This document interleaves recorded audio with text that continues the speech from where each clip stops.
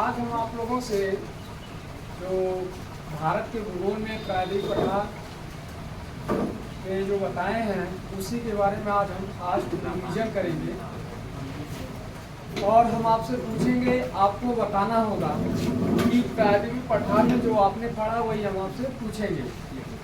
तो सबसे पहले प्रायद्वीप पठार में आपने पढ़ा है अरावली पर्वत। तो अरावली पर्वत से पहला जो क्वेश्चन आता है वो यही क्वेश्चन बनता है कि अरावली पर्वत का विस्तार कहाँ से लेकर कहाँ तक है। तो अरावली पर्वत का विस्तार कहाँ से लेकर कहाँ तक है? तो आप जानते हैं आपका उत्तर पश्चिम से लेकर उत्तर पूर्व की ओर है, यानी गुजरात से लेकर दिल्ली तक अरावली पर्वत का विस्तार है। इसके बाद दूसरा हमारा क्वेश्चन जो सबसे बड़ा बनता है वो ये बनता है कि अरावली का सबसे ऊंचा शिखर कौन सा है? गुरु शिखर है। और इसकी ऊंचाई कितनी है? 1722। और यह किस पहाड़ी के समीप स्थित है? माउंट आबू के समीप स्थित है। इसके बाद आप एक और क्वेश्चन देखेंगे कि जो अरावली पर्वत है ये भारत की कैसी पर्वत मानी जाती है? भारत की सबसे प्राचीन अवशिष्ट पर्वत है। इसके बाद तीसरा हमारा क्वेश्चन आता है कि अरावली पर्वत के पश्चिमी भाग से कौन कौन सी नदियां निकलती हैं? लूनी और माही नदी निकलती है। ये अरावली पर्वत के बारे में हो गया। अरावली पर्वत में दो फेमस प्रमुख श्रेणियां पाई जाती हैं, उनका नाम क्या है? हर्षनाथ और जरगा श्रेणी। इसके बाद हमने आपसे सतपुड़ा, विंध्यन, मैकाल पर्वत श्रेणी के बारे में चर्चा किए हैं। तो हम आपसे पूछना चाहेंगे पहले विंध्यन पर्वत श्रेणी के बारे में। ये बताइए विंध्यन पर्वत श्रेणी का विस्तार कहां से लेकर कहां तक है? गुजरात से लेकर उत्तर प्रदेश के मिर्जापुर जनपद तक है। इसके बाद हम देख रहे हैं कि ये जो विंध्यन पर्वत श्रेणी है, इस विंध्यन पर्वत श्रेणी में किस तत्व की प्रधानता होती है?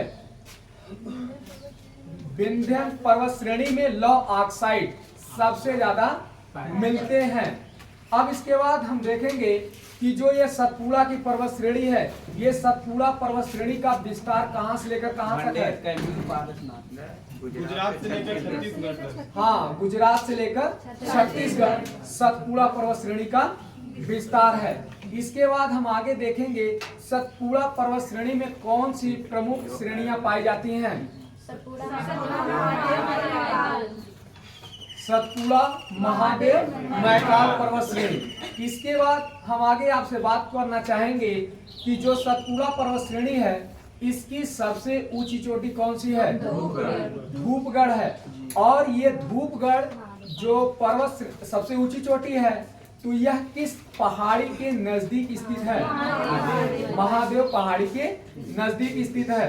तो धूपगढ़ जो है वो महादेव पहाड़ी के सबसे नजदीक स्थित है, लेकिन यही धूपगढ़ जो है सतपुड़ा की सबसे ऊंची पर्वत श्रेणी है। इसके बाद आगे हम बात करते हैं सतपुड़ा पर्वत श्रेणी के पूर्वी भाग का नाम क्या है? सतपुड़ा पर्वत श्रेणी के पूर्वी भाग का क्या नाम है? कौन सी पूर्वी भाग है जो पर्वत श्रेणी में आती है? तो मैकाल पर्वत श्रेणी है। यही मैकाल पर्वत श्रेणी किन दो राज्यों के बीच स्थित है? मध्य प्रदेश और छत्तीसगढ़ की सीमा पर मैकाल पर्वत श्रेणी स्थित है। और यही मैकाल पर्वत श्रेणी है जहां से 3 नदियों का उद्गम स्थल होता है। नर्मदा, महानदी। यही 3 प्रमुख नदियां हैं जो मैकाल पर्वत श्रेणी से निकलती हैं। इसके बाद हम आगे बात करेंगे आपसे सह्याद्री के बारे में। आप सबसे पहले ये बताइएगा कि सह्याद्री किसे कहते हैं? सह्याद्री का मेन जो डिफिनेशन है वो क्या है? मेन पॉइंट क्या है? यह सदाबहार वनों से ढका है, इसी कारण इसे क्या कहते हैं? सह्याद्री कहते हैं। सह्याद्री को कितने भागों में बांटा गया है? तीन भागों में बांटा गया है। एक आपका उत्तरी सह्याद्री, दक्षिणी सह्याद्री। तो जो उत्तरी सह्याद्री है, उत्तरी सह्याद्री का विस्तार कहां से लेकर कहां तक है? ताप्ती नदी से लेकर मांडवी नदी तक। अगर हम जगह की बात करें तो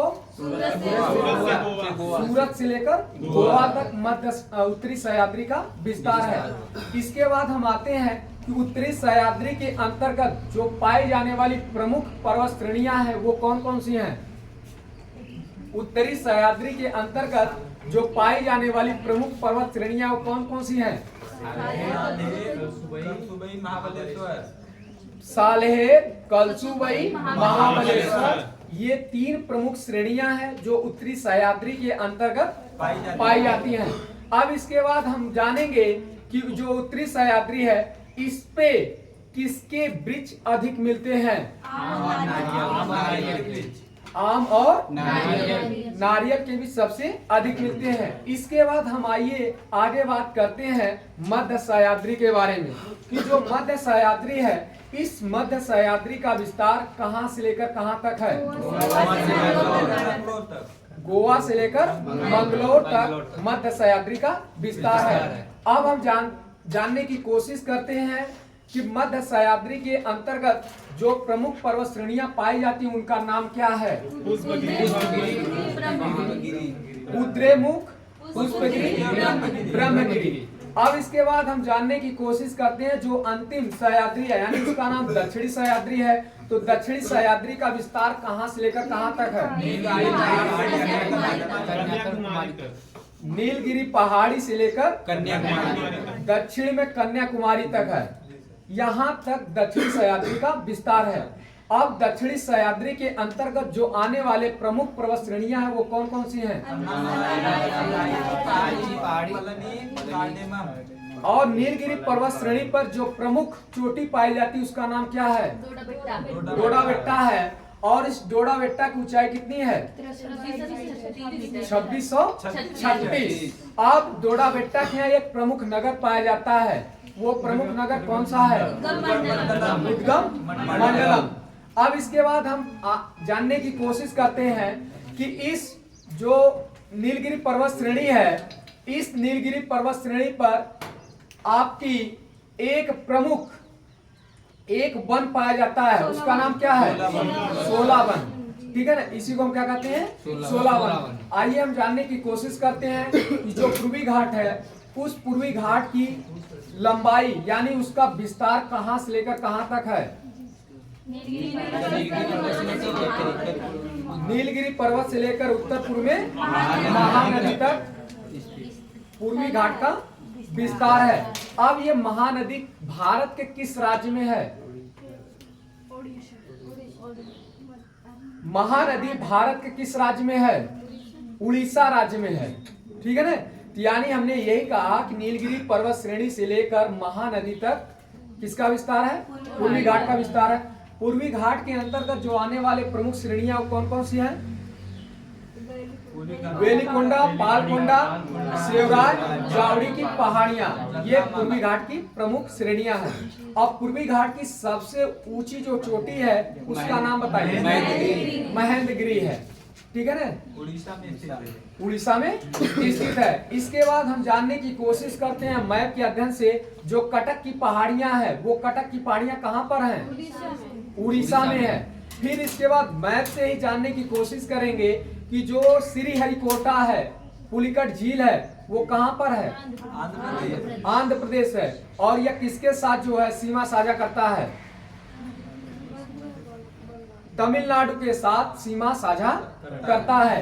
यहीं पर आपका जो श्रीहरिकोटा स्थित है और यहीं से सैटेलाइट भारत के लॉन्च किए जाते हैं। आज के लिए इतना ही, कल इसके बारे में और चर्चा करेंगे।